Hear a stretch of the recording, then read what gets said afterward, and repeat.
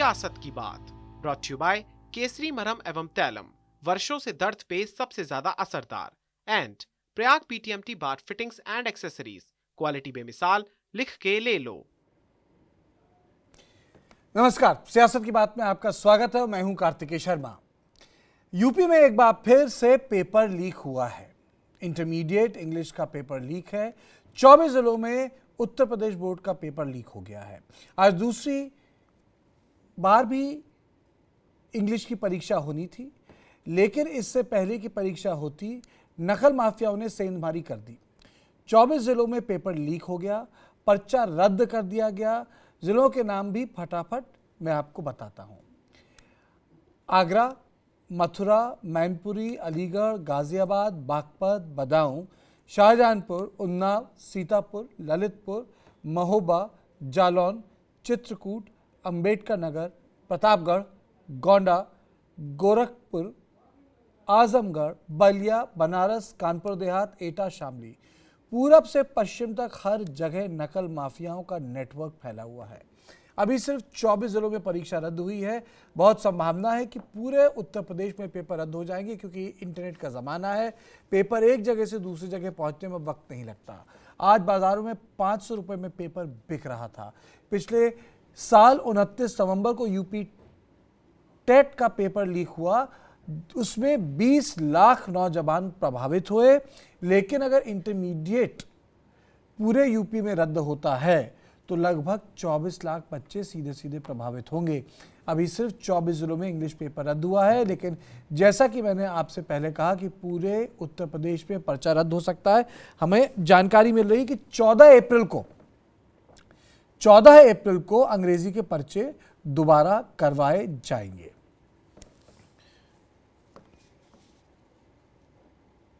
हमसे ये कहा गया कि नोटिस जारी हो गया, एग्ज़ाम नहीं हो गया। इंग्लिश का पेपर था आज। कॉलेज प्रशासन ने ये कहा कि एग्ज़ाम रद्द हो गया।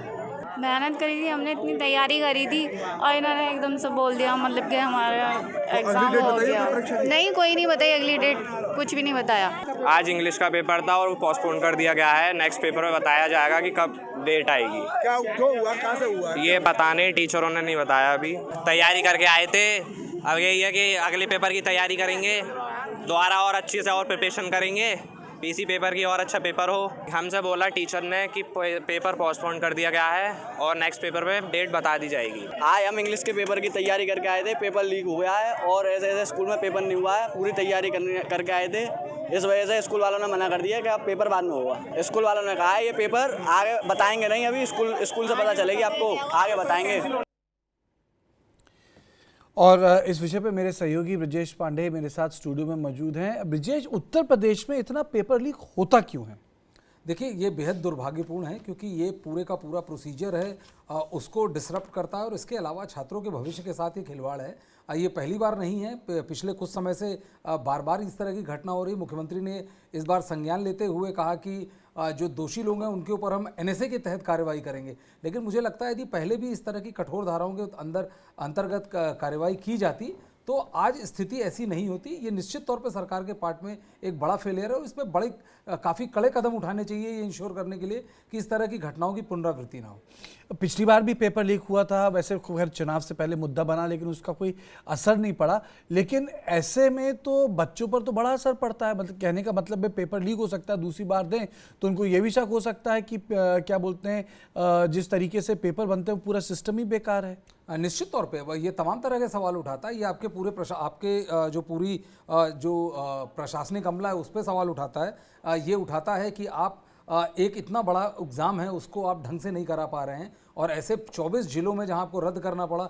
यदि पेपर लीक होती तो बाकी जगहों पर जहां एग्ज़ाम हुआ है वहां कितने फ्री और फेयर मेथड से ही हुआ होगा, इस पर भी सवालिया निशान उठता है। तो निश्चित तौर पे सरकार को ये इंश्योर करना पड़ेगा कि दोबारा इस तरह की घटना ना हो, और तमाम कोशिश करनी पड़ेगी कि इस तरह की जो दोषी पाए जाएं उनके खिलाफ कठोरतम धाराओं में कार्यवाही हो कि छात्रों के भविष्य के साथ खिलवाड़ ना हो सके। पहले सुनते हैं एडीजी लॉ एंड ऑर्डर ने इस पर क्या बोला, और उसके बाद हम सीधे चलेंगे हमारे संवाददाता उमेश पाठक के पास।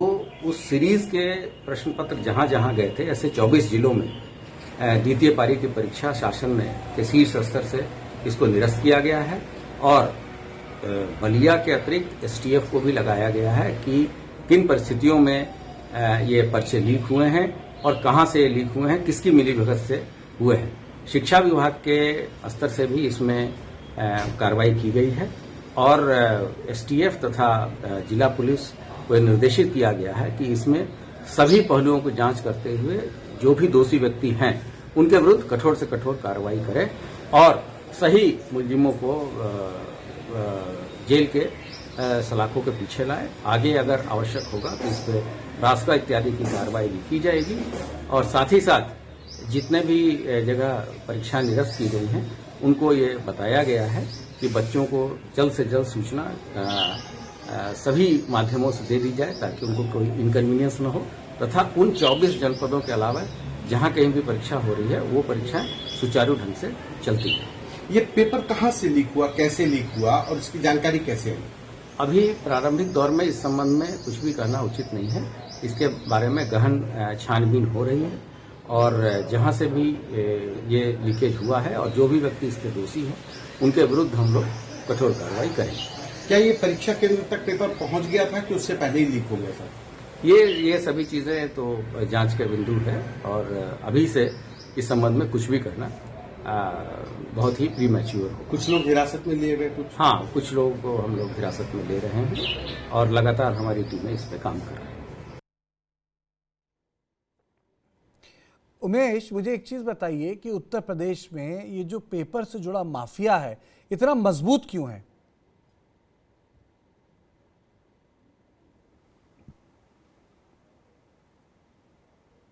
देखिए, उत्तर प्रदेश की बात की जाए, बिहार की बात की जाए, मध्य प्रदेश की बात की जाए तो यहाँ पर नकल माफिया और शिक्षा माफिया एक बड़ा तबका है जिसका प्रभाव न सिर्फ पॉलिटिकली तौर पर इनको संरक्षण मिलता रहा है बल्कि शासन स्तर पर और इसके बाद अगर की जाए तो जो लोकल प्रशासन है उनसे भी साठगांठ इनकी रही है और इस तरह से ये एक्ट करते रहते हैं। मैं आपको बताना चाहूँगा, ये आज जो पेपर लीक हुआ है पिछले 5 सालों में योगी सरकार ने जो दावा किया था उस दावे को एकदम पोल खोलने वाली बात है कि साफ बात है कि नकलविहीन परीक्षा और साफ सुथरी परीक्षा कराने का जो उनका दावा है वो फेल हुआ है। जिस तरीके से 24 जिलों में ये प्रभावित हुआ है, मैं आपको बताना चाहूँगा कि ये जो पेपर सेट होते हैं ये पेपर सेट अलग अलग मंडल के लिए अलग अलग बनाए जाते हैं और इसको अगर देखा जाए तो राशनिंग करके अलग अलग जगह अलग अलग सेट पहुँचाए जाते हैं। तो इस तरीके से जो प्रभावित ज़िले हैं वो 24 ज़िले प्रभावित हैं।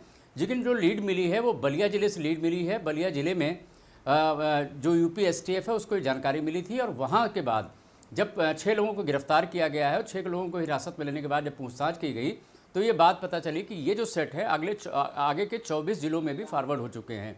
तो ऐसे में 2 बजे से परीक्षा होनी थी, उस परीक्षा को निरस्त कर दिया गया है। 13 अप्रैल को ये परीक्षा होने वाली है। इस मामले की जाँच यूपी एसटीएफ को भी दे दी गई है और जो बलिया के DIOs हैं उनको सस्पेंड भी किया गया है। जो गुलाब देवी जो कि मंत्री अभी नई बनी हैं उनका कहना है कि जो बाकी 24 जिलों के DIOs हैं उनके खिलाफ भी कड़ी कार्रवाई की जाएगी, उनका सस्पेंशन भी किया जाएगा। इस मामले की उच्च स्तरीय जांच कराई जाएगी। लेकिन ये तो बाद की बातें हैं। बात यह है कि जिन बच्चों ने तैयारी कर रखी थी, आज उनका पेपर होना था 2 बजे से और जिस तरीके से पेपर लीक हो गया है, अब 1 महीने बाद वो पेपर दे पाएंगे या मतलब कहा जाए 2 हफ्ते बाद वो पेपर दे पाएंगे। तो ऐसे में कहीं ना कहीं सवाल खड़े होते हैं यूपी सरकार की उस मंशा पर, उस दावे पर, उस वादे पर जो वो कहते हैं कि हम नकल विहीन परीक्षा और साफ सुथरी परीक्षा कराते हैं। जी, अब हम सुनते हैं एजुकेशन मिनिस्टर गुलाबो देवी की बाइट। उन्होंने क्या कहा इस पे?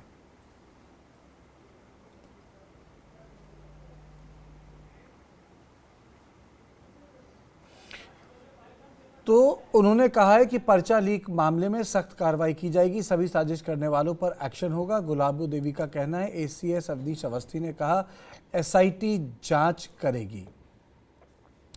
उत्तर प्रदेश बोर्ड 12वीं की अंग्रेजी की परीक्षा पेपर लीक की अभी तक की बड़ी खबर है। माध्यमिक शिक्षा मंत्री गुलाबो देवी ने अपना पहला बयान दिया है और उन्होंने कहा है कि पर्चा लीक होने पर सख्त कार्रवाई की जाएगी।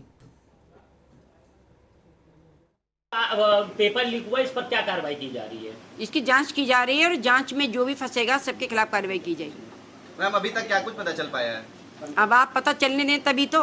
मैम, जांच किसको दी जाएगी? इसकी जो लीक हुआ है पेपर, इसकी जांच किसको दी जाएगी? इसकी जांच बता दी जाएगी आपको, जिसको भी दी जाएगी हम बता देंगे आपको। एसीएस जोन की तरफ से मैम रिपोर्ट मांगी गई है, किनसे मांगी गई है और क्या कहाँ पे अभी वो सब बता दिया जाएगा आपको, थोड़ा मौका दीजिए हमको।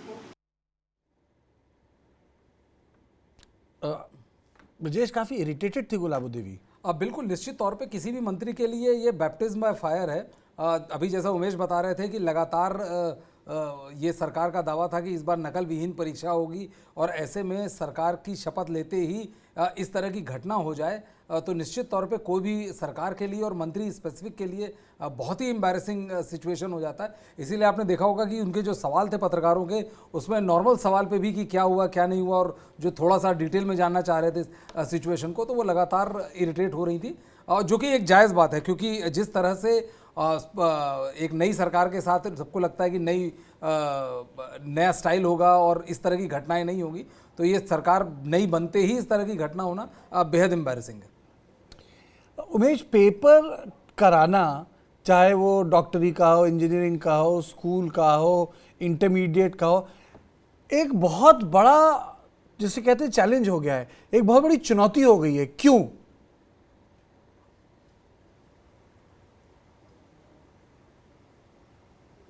देखिए, उत्तर प्रदेश की अगर बात की जाए तो शिक्षा विभाग की अगर बात करें तो एक बड़ा नेक्सस है, एक बड़ा नेक्सस काम कर रहा है जिसमें न सिर्फ पॉलिटिकल लोग यहाँ पर हैं बल्कि उसमें शासन से लेकर प्रशासन के तमाम लोग इन्वॉल्व रहते हैं। और आप यकीन नहीं करेंगे कि प्रधानमंत्री नरेंद्र मोदी ने भी इस मामले को लेकर के गोंडा में एक बड़ा बयान दिया था जिसमें उन्होंने कहा था कि यहाँ पर बाकी जगह तो खनन माफिया होते हैं, शराब माफिया होते हैं, लैंड माफिया होते हैं, लेकिन यहाँ तो शिक्षा माफिया हैं। और शिक्षा माफिया की अगर बात करें तो उत्तर प्रदेश में ही बात की जाए तो तमाम ऐसे मंत्री हैं, चाहे अभी की सरकार की बात की जाए या पूर्ववर्ती सरकारों की बात की जाए, जो कि प्रभावी तौर पर पॉलिटिक्स में इन्वॉल्व होते हैं।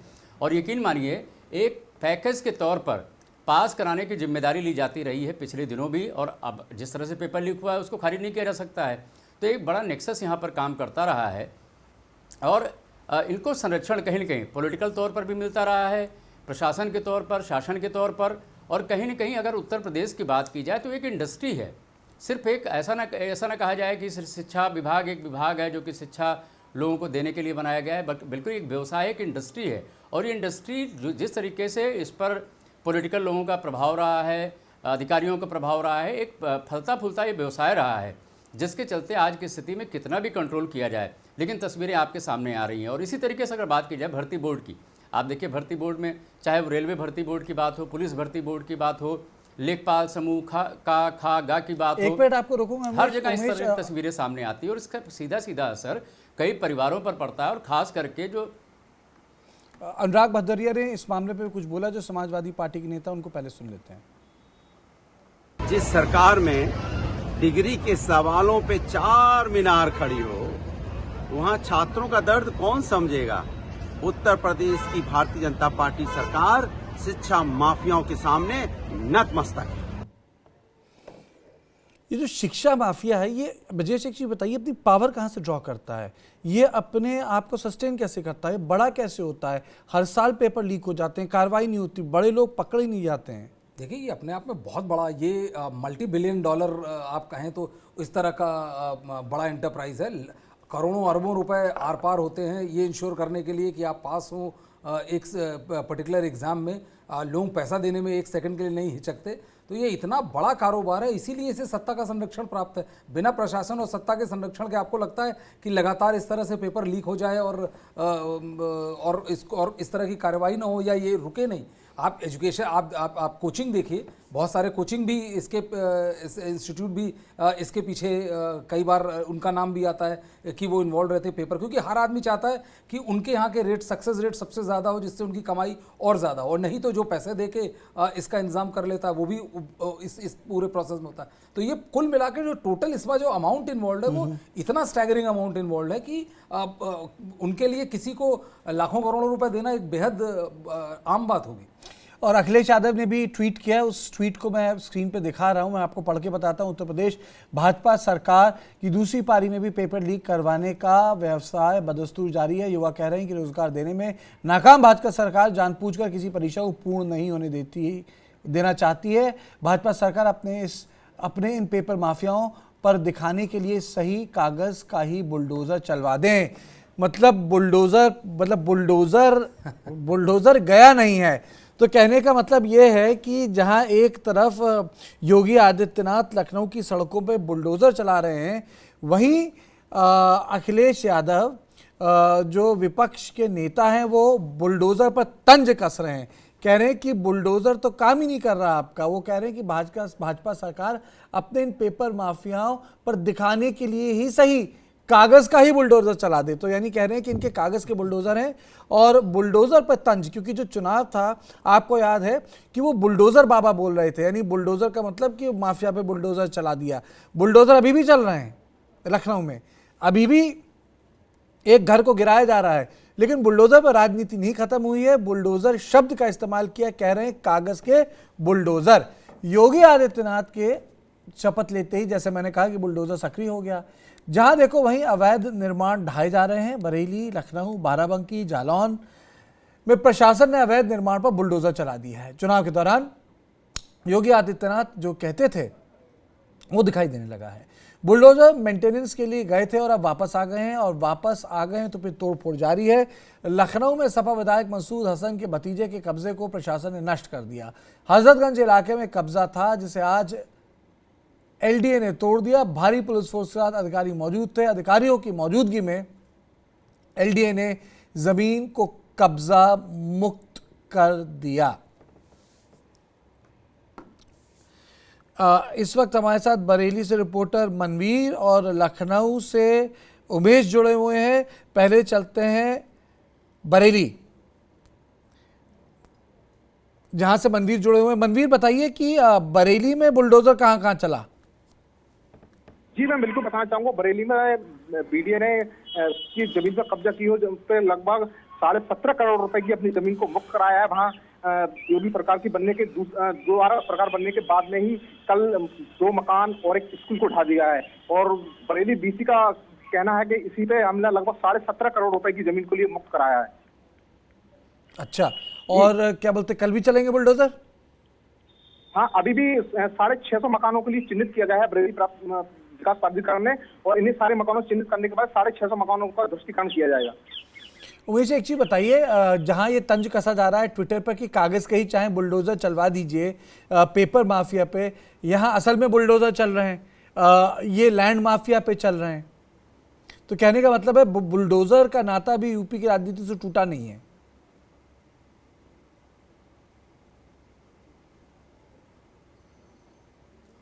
देखिए, बुलडोजर का नाता टूटा भी नहीं है, और मुझे लगता है कि जिस तरीके से कार्रवाई हो रही है, आज ही की अगर बात की जाए लखनऊ में जो यूपी की राजधानी है, वहाँ पर समाजवादी पार्टी के नेता मसूद अहमद और इसके अलावा जो फहाद हैं जो कि बीएसपी के नेता हैं, उनके जो अनाधिकृत जो उनका कंस्ट्रक्शन था उसको ढाया गया। इसके पहले नोटिस भी जारी उनको किया गया था, लेकिन चुनाव आचार संहिता के चलते वो बुलडोजर वहाँ तक नहीं पहुँच पाया था। लेकिन अब तस्वीर साफ हो चुकी है, बुलडोजर चलना शुरू हो गया है।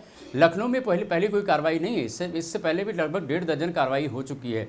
और परसों ही आपने देखा होगा कि प्रयागराज में अतीक अहमद का जो आवास था, अनधिकृत आवास था, जहाँ पर अवैध कब्जा था, उस इलाके में भी बुलडोजर चला है। तो कुल मिलाकर के अगर बात की जाए उत्तर प्रदेश की राजनीति में, तो बुलडोजर कहीं न कहीं एक प्रतीक के तौर पर दिखाई पड़ रहा है। और यहाँ पर जनमानस को भी ये लगता है कि जो अनाधिकृत कॉलोनी है या जो अवैध कब्जे हैं उससे निजात करने के लिए बुलडोजर जो है वो उसकी ज़रूरत है। और शायद यही वजह है कि एक देखा जाए तो सीधे टारगेट करता है लोगों को। उनको लगता है कि जब न्याय में, इंसाफ में देरी होती है, वो तहसील स्तर पर जाते हैं, उसके अलावा सीजीएम के यहाँ जाते हैं, मजिस्ट्रेट के यहाँ जाते हैं, डीएम के यहाँ जाते हैं, कमिश्नर के यहाँ जाते हैं, हाईकोर्ट तक जाते हैं, और होता कुछ नहीं है साहब। बार बार उसको कंप्लायंस कराना पड़ता है कि भाई ये कंप्लायंस नोटिस दी जाती है, वो भी कुछ नहीं होता है। लेकिन बुलडोजर अगर वहाँ पहुँच रहा है और घंटे 1.5 घंटे में ऐसी कार्रवाई हो जा रही है, तो ऐसे में जो पीड़ित लोग हैं वो इसके समर्थन में दिखाई पड़ते हैं, जिसका फ़ायदा भारतीय जनता पार्टी को मिला। तो मुझे लगता है कि बुलडोजर चलेगा अभी। आपको लगता है बुलडोजर चलेगा? आपको लगता है कि बुलडोजर का इस्तेमाल अब केवल चुनाव से पहले नहीं होगा, एक कंटिन्यूसली उस भाव को रखने के लिए कि भाई ये सरकार है, फैसले लेती बुलडोजर चला देगी? कार्तिकेय, मुझे लगता है कि जो लॉ एंड ऑर्डर की जो बात हमेशा सरकार करती थी कि कैसे हमारा लॉ एंड ऑर्डर बहुत दुरुस्त है और सबसे बढ़िया है, मुझे लगता है उसका ये मैस्कॉट बन गया है बुलडोजर। इसे शुरू किया था अखिलेश यादव ने तंज कसते हुए कि बाबा बुलडोज़र चला देता, बाबा बुलडोज़र चला देता। बाद में इस लेवल पे आ गया कि योगी आदित्यनाथ ने कहा कि हमने अपने बुलडोज़रों को अभी मेंटेनेंस के लिए भेजा है और 10 मार्च के बाद बुलडोज़र दोबारा चलने लगे। तो मुझे लगता है अब लॉ एंड ऑर्डर करने की बात करने की जगह आप देखिए केवल बुलडोज़र उस लॉ एंड ऑर्डर का, उस इफेक्टिव एंड क्लीन एडमिनिस्ट्रेशन का सिंबल बन गया है। और मुझे नहीं लगता कि अब ये चाहे 2024 हो, चाहे 2000 अगले 5 साल बाद का चुनाव हो, बुलडोज़र एक ऐसा सिंबल है जो अगले पूरे 5 साल उत्तर प्रदेश में रहेगा और अब उत्तर प्रदेश के नैरेटिव का हिस्सा है, बहुत जल्दी हटने वाला नहीं। मतलब आप ये कह रहे हैं कि आइडेंटिटी, एक पहचान बना ली गई है बुलडोज़र? निश्चित तौर पे आप देखिए ना, जिस तरह से अतीक अहमद के कल जो एक इलीगल कंस्ट्रक्शन था उसको मेकशिफ्ट कंस्ट्रक्शन बनाया था चुनाव के बीच में, उसको डेमोलिश करके एक साथ बड़ा क्लियर मैसेज दिया। आप अदरवाइज लॉ एंड ऑर्डर के लिए आप तमाम मतलब होता है कार्रवाई कीजिए, बहुत सारी चीज़ें, लेकिन ये टूटे हुए घर और जिस तरह से तोड़ा जा रहा है लगातार, एक ये सिंबल भी देता है कि कोई कितना भी मजबूत हो, कोई कितना भी दमदार हो, सरकार उसे छोड़ेगी नहीं, उसके कानून अपना काम करके रहेगा। तो बुलडोज़र अब सरकार की उस नीति का मैस्कॉट बन गया है और अब ये 5 साल कहीं नहीं जा रहा, कम से कम मुझे तो नहीं दिखता। उमेश, आपको क्या लगता है 5 साल कहीं नहीं जा रहा?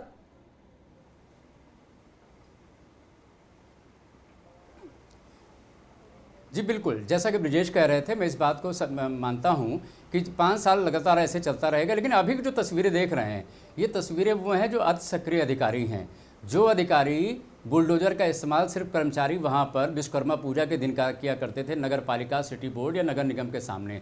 वो कभी चलता नहीं था, जाता था तो कुछ लेकर के आ जाता था वापस, केवल दिखावटी के तौर पर वहाँ पर जाता था। लेकिन जिस तरीके से बुलडोज़र की कार्रवाई पिछले योगी कार्यकाल में हुई है, उसके बाद कई लोग ऐसे हैं जो अति सक्रिय हो गए हैं। उनको लगता है कि नहीं साहब, ये तो मेरी पावर है, हम ऐसा कर सकते हैं और ऐसा करके हम मेरिट में भी आ सकते हैं। क्योंकि आप भी जानते हैं अब चुनाव हो चुके हैं तो रिसफल भी होना है, तमाम लोगों को यहाँ से वहाँ भी भेजा जाना है। तमाम लोग ऐसे हैं जो कि टाइम बार के चलते ट्रांसफ़र किए जाएंगे, तो अपनी अति सक्रियता भी दिखा रहे हैं। जो इधर 2-3 दिनों की तस्वीरें आप दिखाई पड़ी, कल जब परसों पोर्टफोलियो मिलने के पहले ही बुलडोज़र चल गया, तो आप इसको इस अंदाज में भी देख सकते हैं कि यहाँ पर अति सक्रियता उन अधिकारियों पर दिखाई पड़ रही है जिन्होंने कभी बुलडोज़र चलाया नहीं होगा, कभी बुलडोज़र के साथ वो गए नहीं होंगे। मैं उत्तर प्रदेश के ऐसे कर्मचारियों को, ऐसे पुलिस कर्मचारियों को जानता हूँ जिन्होंने 35-35 साल की सर्विस कर ली है और एक भी बुलेट फायर नहीं किया है। ट्रेनिंग में किया होगा तो किया होगा, लेकिन कभी वैसे नहीं गोली चलाई होगी। तमाम अधिकारी मैंने ऐसे भी यहाँ पर देखे हैं जो उनके पास अधिकार होता है। आप बताइए, मैं आपको ऐसे विभाग बताऊंगा जिनका दफ्तर भी ढूंढने नहीं मिलेगा। बाट माप एक विभाग होता है, ये कहीं दिखाई भी नहीं पड़ते, लेकिन वो भी अब सक्रिय हो गए हैं। खोया मंडी में जा रहे हैं, दूध की जांच कर रहे हैं, सब्जी की जांच कर रहे हैं, सारी चीज़ों की जांच कर रहे हैं। तो ये अति सक्रियता भी है, लेकिन ये बात सही है कि ये 5 साल तक दिखाई पड़ेगी, सड़क कार्रवाई होती रहेगी। हो सकता है कभी मात्रा ज़्यादा है, इस वजह से हम उसको नोटिस कर रहे हैं, बाद में ये रेगुलर हो जाए, इसको हम उतना नोटिस ना कर पाएँ। ब्रजेश, इन्होंने सक्रियता की बात की, ये सक्रियता क्यों? देखिए, सक्रियता इसलिए भी कि बिल्कुल सही बात बोली कि अभी एक बार जब पोर्टफोलियो एलोकेशन हो गया है तो अब मैसिव लेवल पे ब्यूरोक्रेटिक और पुलिस ट्रांसफर्स होने हैं, क्योंकि सरकार अपने हिसाब से जिन अधिकारियों को तेज़ समझती है उनको वो जितने सेंसिटिव एरियाज़ हैं वहाँ पे लगाएगी। ब्यूरोक्रेट्स का रिशफल होगा इंश्योर करने के लिए कि मैक्सिमम ट्रांसपेरेंसी और एफिशिएंसी दिखाए। तो ऐसे में कई बार अधिकारियों को भी लगता है कि हम जो अपनी सक्रियता दिखाकर सरकार के सामने अपना नंबर बना लेंगे कि मैं बड़ा एफिशिएंट और एकदम त्वरित कार्रवाई वाला और त्वरित रिजल्ट देने वाला, इनफैक्ट कार्रवाई ज़्यादा त्वरित रिजल्ट देने वाला अधिकारियों। आप देखेंगे एक बड़ा इंटरेस्टिंग फेज चल रहा है। पिछले कुछ समय से ही 3-4 बदमाशों के साथ इनकाउंटर हुआ। पहले होता था इनकाउंटर में बदमाश मारे जाते थे, आजकल बदमाश लंगड़े होते जा रहे हैं यूपी में। तो आप देखेंगे तमाम जो फुटेज आई उसमें किसी के लेफ्ट पैर में या राइट पैर में गोली मारी हो, लंगड़ाते हुए 2 पुलिस वालों की उससे बाहर जाते। तो ये तमाम जो अति सक्रियता है उसका एक डायरेक्ट रिलेशन अभी जो ब्यूरोक्रेटिक ट्रांसफर्स और पोस्टिंग है उसको लेकर भी है। और उमेश, इस पूरे के पूरे मसले में आपने सुना होगा, जब मैं बात कर रहा था अखिलेश यादव ने तंज कस दिया योगी आदित्यनाथ पे, कहा कि पेपर के आप बुलडोज़र चला दीजिए। ये जो बुलडोज़र का इस्तेमाल किसी भी फैसले पे किया जा रहा है, आपको क्या लगता है कि इसकी स्वीकृति समाज में है? कोई एक तबका है जो उसको देखकर बड़ा खुश होता है?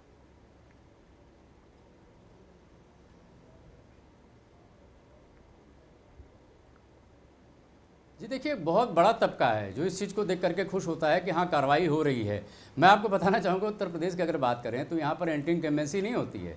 यहाँ पर अगर बात की जाए तो रिवेंजफुली वोटिंग भी होती है कि नहीं भैया अब बहुत हो गया, अब इनको हटाना है। कई बार ऐसा होता है कि जब आप लंबे वक्त तक कचहरी, कोर्ट, तहसीलदार, एसडीएम के चक्कर लगाते रहे हो और आपको न्याय ना मिलता हो तो अपने आप में निराश होकर के बैठ जाते हैं, कार्रवाई नहीं होती। कई बार अदालती आदेश के बावजूद भी कार्रवाई उस तरह से नहीं हो पाती है, नोटिस पर नोटिस जारी होती है, इसके बाद टाइम दे दिया जाता है।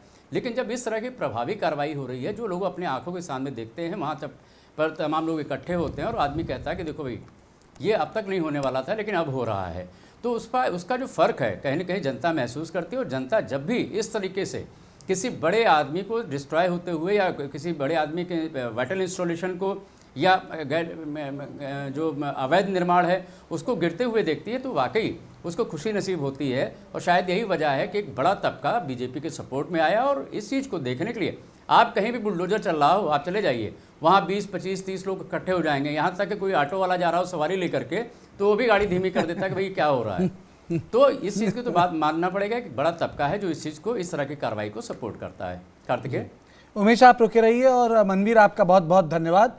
अब हम बात करेंगे पेट्रोल और डीजल की। पेट्रोल डीजल के दाम लगातार बढ़ रहे हैं। आज भी पेट्रोल और डीजल 80 पैसे प्रति लीटर महंगा हो गया है। अब लगभग देश के हर शहर में पेट्रोल 100 के पार हो गया है। उत्तर प्रदेश, मध्य प्रदेश, बिहार और पंजाब में भी पेट्रोल की कीमत 100 रुपये प्रति लीटर से ज़्यादा है। पिछले एक हफ्ते में 5 रुपये से ज़्यादा की बढ़ोतरी दर्ज हुई है। यानी 24 मार्च को अगर कीमत आप बोलें कि 95 रुपये थी तो आज वो 30 मार्च को 100 रुपये हो गई है।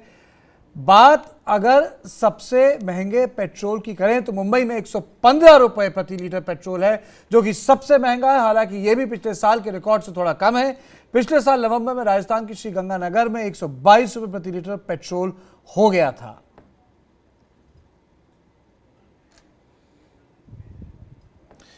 और इस वक्त हमारे साथ पटना से रुपेश जुड़ गए हैं। रुपेश, पेट्रोल डीजल को लेके त्राहिमाम तो बहुत होता है लेकिन चुनाव पे कोई असर नहीं पड़ता, मतलब सरकार पेट्रोल डीजल प्रूफ है।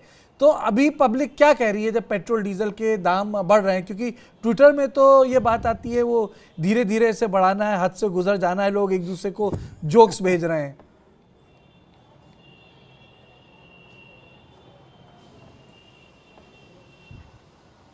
जी हाँ, बिल्कुल, लोग एक दूसरे को जोक्स भेज रहे हैं कि शरीर से सबसे ज़्यादा अच्छी खुशबू डिओड्रेंट की नहीं आ रही है बल्कि बहुत महंगा है क्योंकि शरीर से पेट्रोल की खुशबू आ रही है। तरह तरह के जिन जोक्स की आप चर्चा कर रहे हैं, इस तरह के जो जोक्स हैं वो लोगों द्वारा भेजे जा रहे हैं और उसी पर चर्चा भी हो रही है।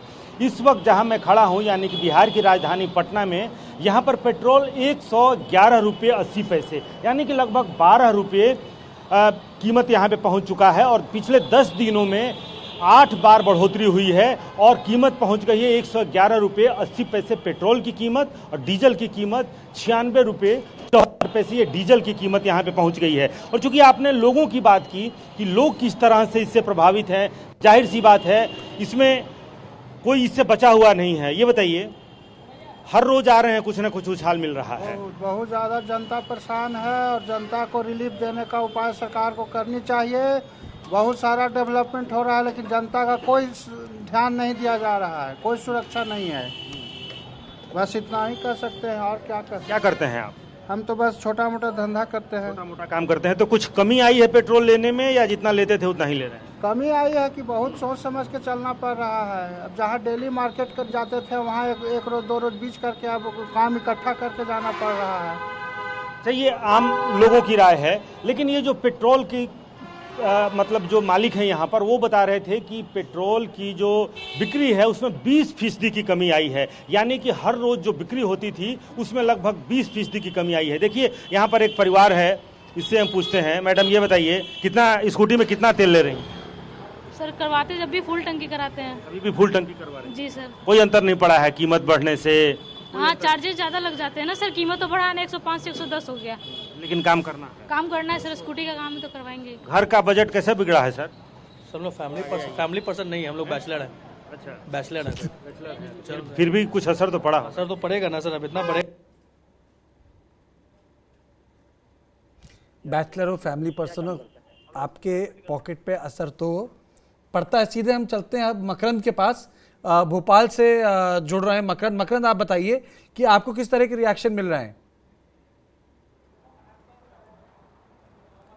देखिए, भोपाल की बात करूं तो मध्य प्रदेश में पूरे देश में सेकंड नंबर पे सबसे ज़्यादा वैट लगता है, इसीलिए पेट्रोल और डीजल की कीमत यहाँ पूरे देश के मुकाबले शायद सबसे ज़्यादा है। और यहाँ पे हम जहाँ मौजूद हैं वो एक एमपी नगर क्षेत्र का पेट्रोल पंप है और यहाँ पेट्रोल की कीमत 113 रुपये 32 पैसे है। इस समय मैं तस्वीरों में दिखाना चाहूँगा आपको कि 113 रुपये 32 पैसे यहाँ पर पेट्रोल की कीमत है और ठीक बगल में 96 रुपये 61 पैसे डीजल की इस समय कीमत है। पेट्रोल की यही कीमत 14 मार्च को 107 रुपये थी, 22 मार्च को 108 रुपये 9 पैसे थी और आज इसकी कीमत 113 रुपये है। यहाँ पर पेट्रोल डलवाने वालों की कतार आप देख सकते हैं। पेट्रोल डलवाना बहुत ज़रूरी है क्योंकि इनिशियल है, आपको कहीं भी जाना है, एसेंशियल है, आपको कहीं भी जाना है, आपको पेट्रोल भराना ही है। पेट्रोल और डीजल की कीमत बढ़ने से बजट पर कितना फर्क पड़ता है? पूरा ही पड़ रही है। पूरा ही पड़ रही है? कैसे फर्क पड़ता है? लगातार 80 पैसे रोज बढ़ रहा है। 5 रुपए से ज्यादा हो गया। 5 रुपए बढ़ गए हैं। 6 रुपए 11 पैसे पिछले, अगर मैं एक हफ्ते की बात करूं तो 6 रुपए 11 पैसे पेट्रोल बढ़ा है। पेट्रोल बढ़ता है तो कितना फर्क पड़ता है बजट पर? काफी फर्क पड़ता है सर। काफी फर्क पड़ता है। क्या करते हैं आप और कितना पेट्रोल डलाते हैं आप रेगुलर? करीब 500-700 रुपए का जल जाता है। 500-700 रुपए का चल जाता है तो बजट पर तो सीधा सीधा फर्क पड़ता होगा। पड़ता है ना सर।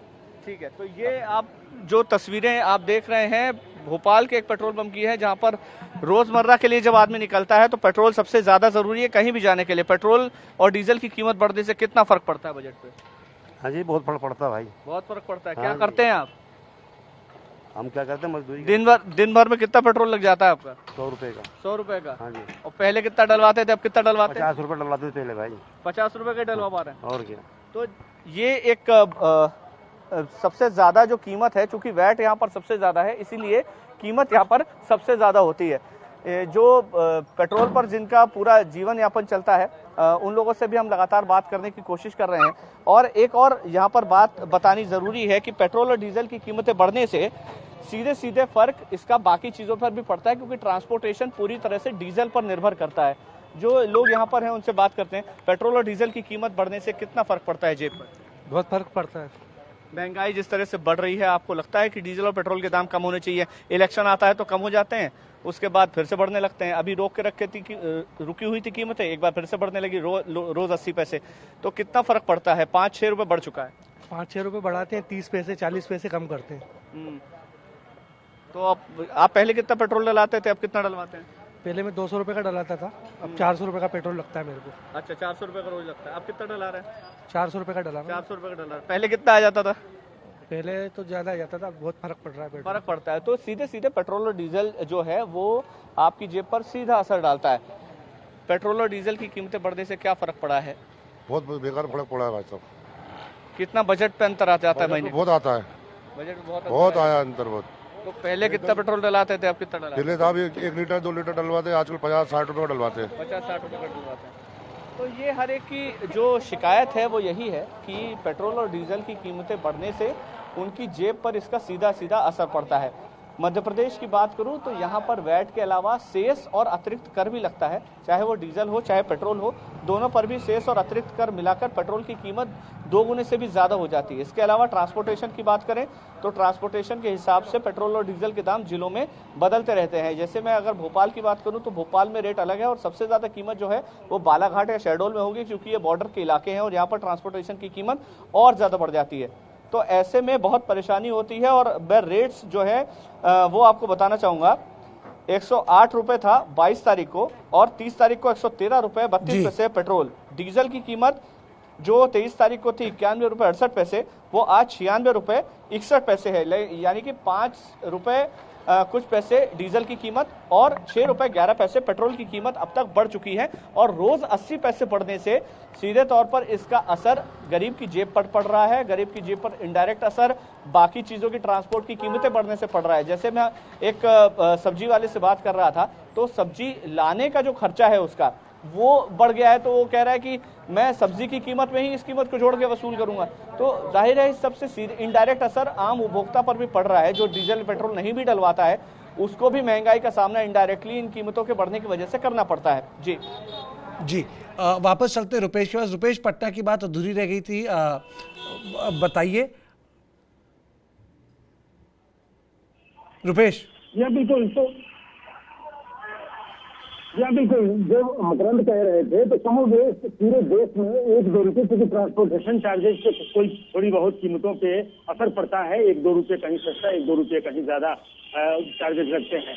लेकिन जो लोगों का रोना है, जो आम लोग जिस तरीके से प्रभावित है, गैस की कीमतों में एक साथ 50 रुपए की बढ़ोतरी कर दी गई और उसके बाद से सिर्फ पेट्रोल की कीमत से डीजल की कीमत बढ़ने से सिर्फ पेट्रोल और डीजल नहीं है, इससे जितनी कमोडिटी जुड़ी हुई है, जितनी चीजें जुड़ी हुई हैं, वो तमाम चीजें महंगी हो जाती हैं। ये बताइए, ये इतना ही पैसा पहले भी निकालते थे पेट्रोल के लिए, ज्यादा जेब से निकल रहा है जो आप पैसे ये निकाले हैं, है? जी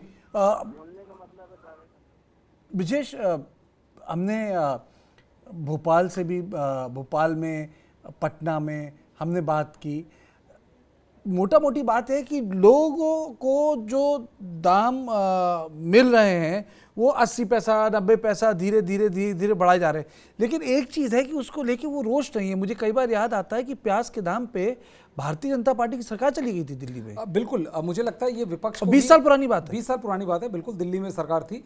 देखिए, इससे परेशान तो हर कोई है। कोई ये कहे कि उसको असर नहीं पड़ता तो वो इतना पैसे वाला होगा कि उसके लिए 100, 200, 1000, 10,000 मायने नहीं रखता। लेकिन एक जो बड़ा तबका है जो 50,000, 60,000 के रेंज में कमाता है और उसको मोटरसाइकिल, कार या इस तरह का यूज़ करना होगा, उसको डायरेक्ट असर पड़ता है। और ये केवल एक असर नहीं है कि आप पेट्रोल खरीदते हैं तो, जैसा भी बता रहे थे कि ये इसका कैस्केडिंग इफेक्ट होता है। कैस्केडिंग इफेक्ट ऐसा होता है कि जो आदमी आपको 10 रुपये की चीज़ डिलीवर कर रहा है, जब उसको पेट्रोल ज़्यादा पैसा खर्च करना होगा तो 10 रुपये की चीज़ ऑटोमेटिकली 12 या 14 रुपये की हो जाएगी। तो एक बार पेट्रोल और डीजल के दाम बढ़ने से आपकी तमाम रोज़मर्रा की चीज़ें भी एकदम से अगले एक हफ्ते 10 दिन के अंदर अंदर आप देखेंगे उसमें बढ़ोतरी होती जाएगी। तो जो आपके बजट पे जो इसका हमला है वो काफ़ी बड़ा होगा।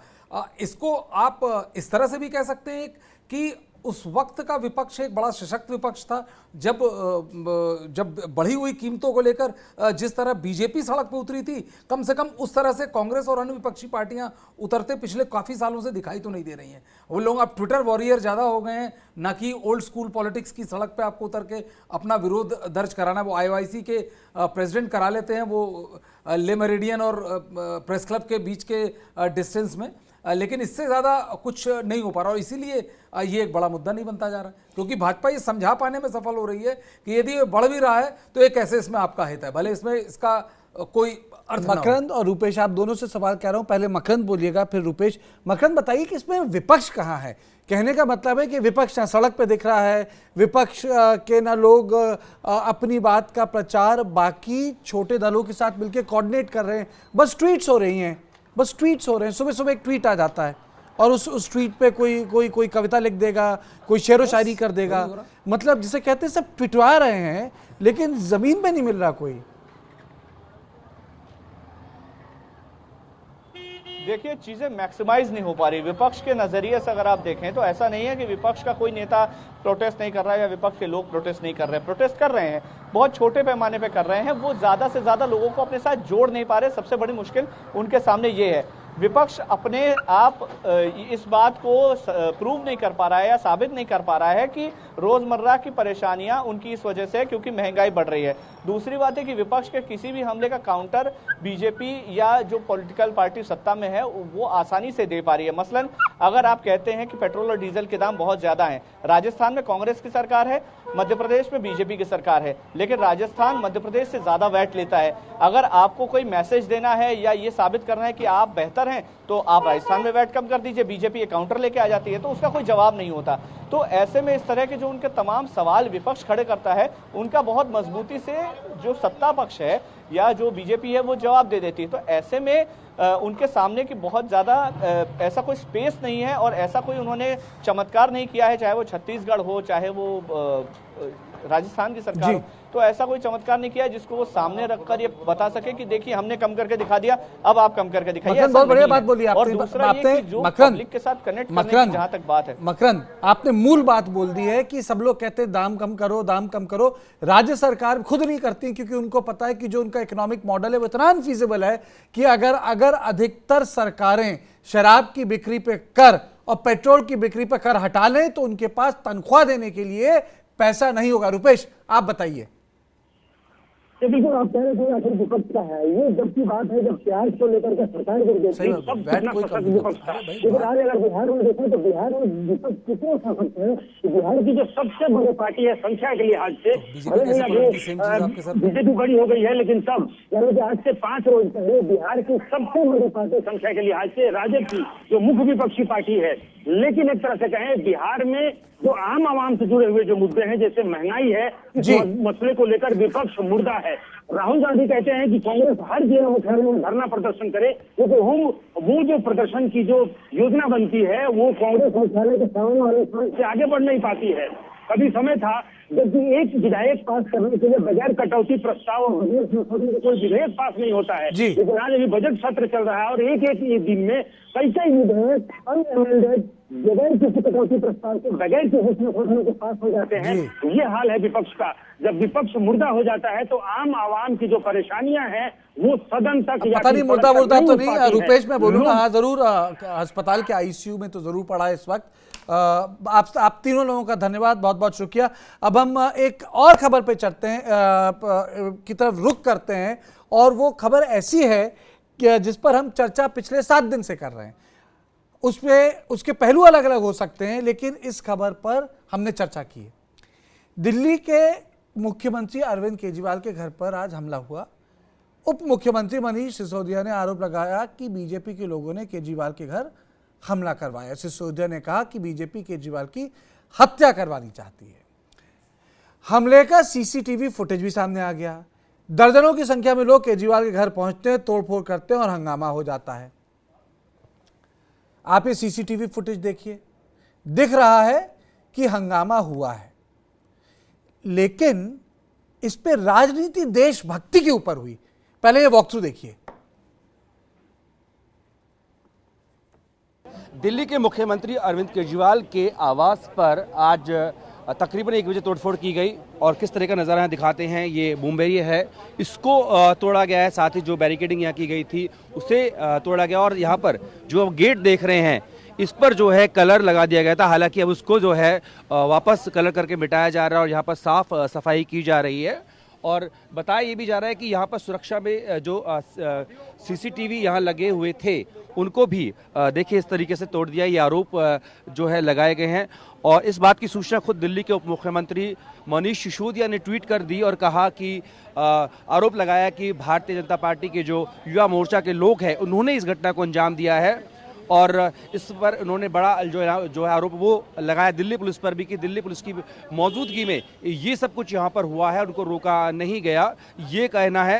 हालांकि दिल्ली पुलिस की तरफ से बताया गया है कि तकरीबन 11:30 बजे के आसपास जो युवा मोर्चा है उसके 150 से 200 जो कार्यकर्ता हैं वो प्रदर्शन के लिए पहुंचे थे, और उनकी जो नाराजगी थी वो कश्मीर फाइल्स पर मुख्यमंत्री अरविंद केजरीवाल की तरफ जो बयान दिया गया था उसको लेकर थी, और प्रदर्शन के लिए पहुंचे थे। लेकिन उनमें से कुछ लोग जो हैं उन्होंने पूरा सिक्योरिटी को यहाँ पर ब्रीच किया और बैरिकेडिंग्स को तोड़ते हुए यहाँ आगे पहुंचे, और यहाँ पर देखिए बूम बैरियर और सीसीटीवी साथ ही जो बैरिकेडिंग है उसको यहाँ पर क्षति पहुंचाई, और जो सामने आप गेट देख रहे हैं काले रंग का, इस पर कलर जो है वो लगा दिया गया। अब आरोप ये है कि दिल्ली पुलिस की मौजूदगी में सब कुछ हुआ, उसे रोकने की कोशिश नहीं की गई, लेकिन दिल्ली पुलिस का ये कहना है कि उनकी तरफ से तकरीबन 70 लोगों को हिरासत में लिया गया है, उनके खिलाफ कार्रवाई की जा रही है।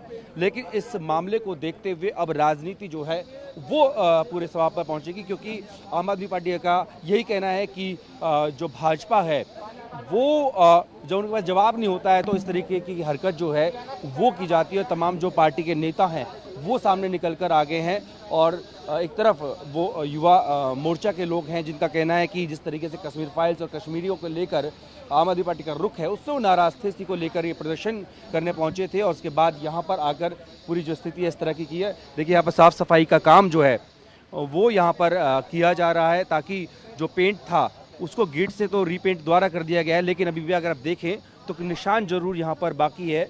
और यहाँ की तस्वीरें भी सामने आई थी, और आप देखेंगे तो जो पोटा केबिन है सिक्योरिटी का उस पर अभी भी जो पेंट है वो पड़े हुए हैं। लेकिन जो सीसीटीवी है आप देख पाएंगे, ये सीसीटीवी जो है ये यहाँ पर लगा हुआ था, इसके साथ भी छेड़छाड़ की गई, इसको तोड़ा गया है। अब इसको लेकर राजनीति भी गरमाने लगी है। आम आदमी पार्टी की प्रचंड जीत और भारतीय जनता पार्टी को मिली 0 सीट के बाद बीजेपी इस हरकत पे उतर आई है कि अब अरविंद केजरीवाल जी की हत्या करवाना चाहती है। वो अरविंद केजरीवाल जी को मारना चाहती है। आज पुलिस की मौजूदगी में पुलिस के साथ भारतीय जनता पार्टी के गुंडे मुख्यमंत्री जी अरविंद केजरीवाल जी के घर पे पहुंचाए गए, उनका सीसीटीवी तोड़े गए, उनके बूम बैरियर तोड़े गए, सिक्योरिटी के बूम बैरियर तोड़े गए उनके घर के, और सब कुछ पुलिस की मौजूदगी में हुआ, भारतीय जनता पार्टी के गुंडों ने किया जाके। आज जाहिर सी बात है, बहुत साफ दिख रहा था आज कि किस तरह से बहुत सोची समझी साजिश के तहत अरविंद केजरीवाल जी पे हमला किया गया। अरविंद केजरीवाल जी को चुनाव में नहीं हरा पा रही है, अरविंद केजरीवाल जी को पीछे नहीं कर पा रही है, तो अब अरविंद केजरीवाल जी को खत्म करना चाहती है भारतीय जनता पार्टी। अरविंद केजरीवाल जी को हत्या करके उनकी खत्म करने की कोशिश कर रही है। आज का ये पूरा हमला बहुत सोची समझी साजिश के तहत अरविंद केजरीवाल जी के ऊपर हमला किया गया, उनकी हत्या कराने के लिए किया गया। मैं बीजेपी को कहना चाहता हूं कि अरविंद केजरीवाल जी को हाथ लगाने की कोशिश मत करो। इस तरह से हमला करके उनकी हत्या करवाने की साजिश करोगे, ये देश बर्दाश्त नहीं करेगा। आज भारतीय जनता पार्टी ने जिस तरह से जानलेवा हमला किया है, जानबूझ के पुलिस लेके गई वहां पर बूम बैरियर के पास में, गुंडों को लेके गई, उनके सीसीटीवी कैमरे तोड़वाए गए, उनके घर के बूम बैरियर तोड़वाए गए। जो मैंने पहले कहा, फिर से दोहरा रहा हूं कि पंजाब में हार की वजह से, पंजाब में 0 सीट मिली है भारतीय जनता पार्टी को, और पंजाब में आम आदमी पार्टी की प्रचंड जीत हुई है। उससे पूरी तरह से बौखला गई है भारतीय जनता पार्टी। और अब वो केजरीवाल जी को जब चुनाव में नहीं हरा पा रही, जब किसी तरह से साजिशें कर करके नहीं हरा पा रही, तो अब वो उनको मरवाना चाहती है, उनकी हत्या कराना चाहती है। ये बहुत खतरनाक खेल खेल रहे हैं भारतीय जनता पार्टी वाले लोग। और आज जो किया वो केवल और केवल अरविंद केजरीवाल जी की हत्या का एक षड्यंत्र किया है इन्होंने। तो आपने देखा कि किस तरीके से मामला गर्मा गया। इस वक्त हमारे साथ हमारे संवाददाता जितेंद्र भाटी भी मौजूद हैं फोन लाइन पे। जितेंद्र, तेजस्वी सूर्या भी थे वहाँ? बिल्कुल, आप कार्तिकेय देखें, आप मनीष सिसोदिया सुन रहे थे साफ तौर पे गुस्से में। और जो सीसीटीवी फुटेज हमारे साथ में आया है उसमें तेजस्वी भी दिख रहे हैं, वो लीड कर रहे थे।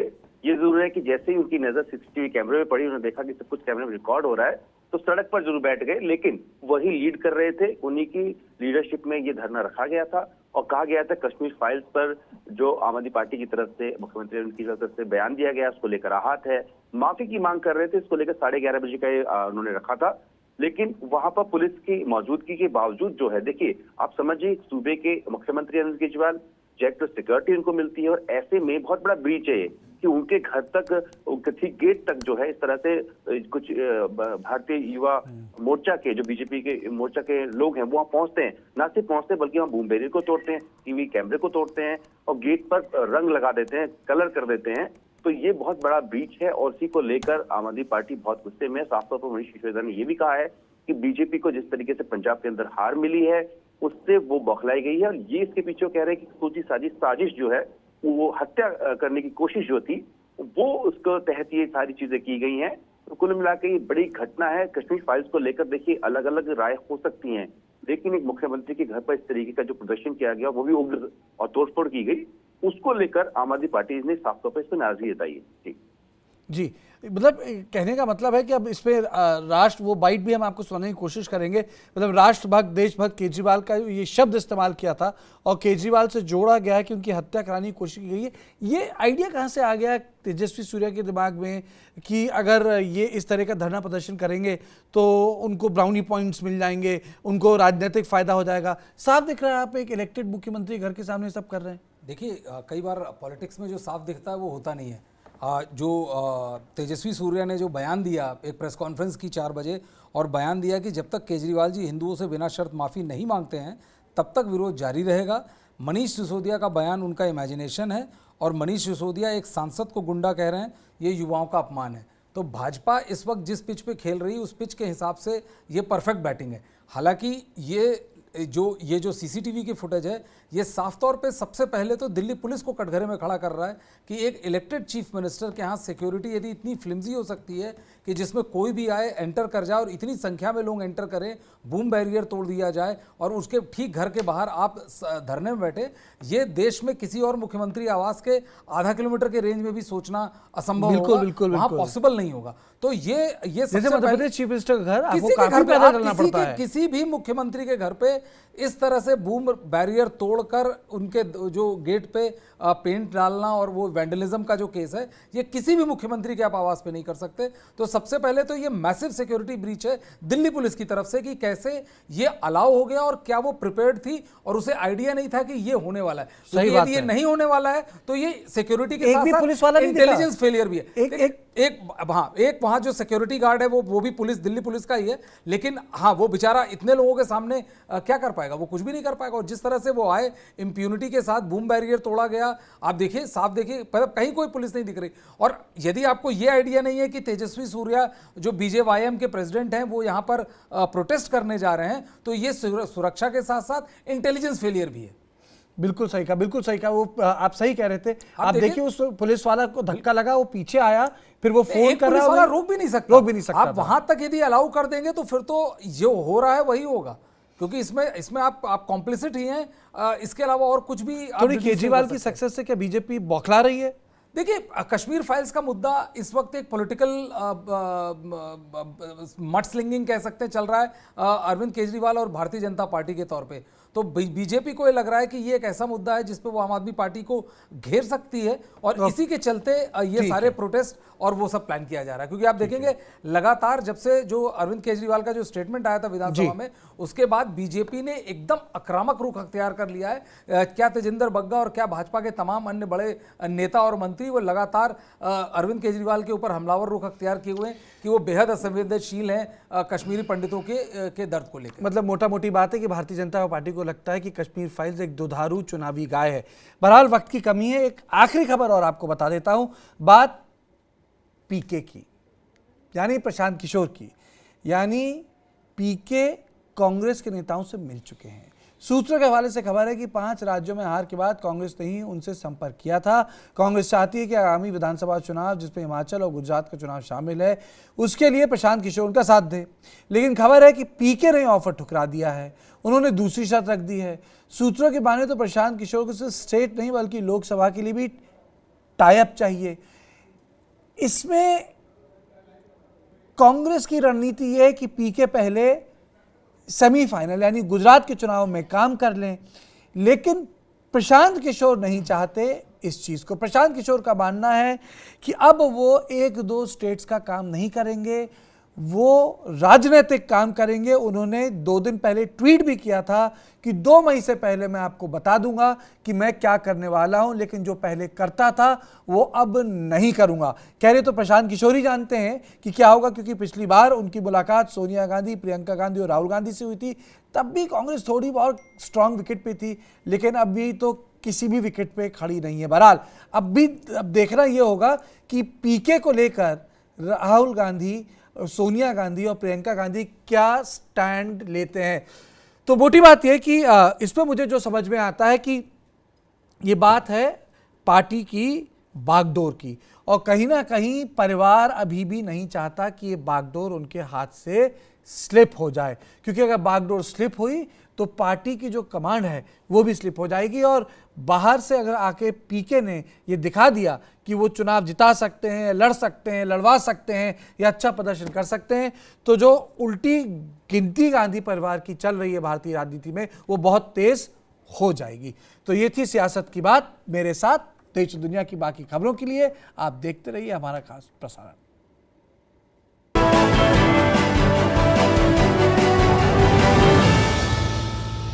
सियासत की बात ब्रॉट यू बाय केसरी मरहम एवं तैलम, वर्षों से दर्द पे सबसे ज्यादा असरदार, and Prayag PTMT bar fittings and accessories, quality बेमिसाल, लिख के ले लो।